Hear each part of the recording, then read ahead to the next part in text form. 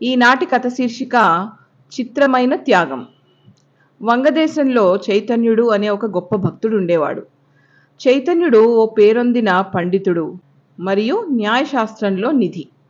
ఒకనాడు చైతన్యుడు పక్క ఊరికి వెళదామని బయలుదేరాడు. మధ్యదారిలో నది దాటాలి. సరే, నది మీద మెల్లగా పడవ సాగుతోంది. పడవ ప్రయాణం చేస్తుంటే ఆ చెట్లు, పుట్టలు, కొండలు, మేఘాలు, ఆ దృశ్యాలన్నీ చూసి చైతన్యుడు తన్మయుడయ్యాడు. ఆ ఆనందానికి మేరలేకపోయింది. ఆనందంలో మన ప్రపంచమే మర్చిపోయాడు. అటువంటి స్థితిలో ఒక ఆయన చైతన్యుణ్ణి తట్టి లేపాడు. తెలివిలో పడి చైతన్యుడు ఇట్లా అన్నాడు: గదాధర్, నువ్వేనా? ఎన్నాళ్లకు కలుసుకున్నామోయ్. గురువుగారి ఆశ్రమం వదిలిన తర్వాత ఇదే మనం చూసుకోవడం. నా హృదయంలో ఎంత ఆనందం కలిగిందో చెప్పతరం కాదు అని అన్నాడు. నేస్తులిద్దరూ మనసు విడిచి పిచ్చాపాటి మాట్లాడుతున్నారు. చిన్ననాటి ముచ్చట్లు నెమరు వేసుకుంటూ ఎంతగానో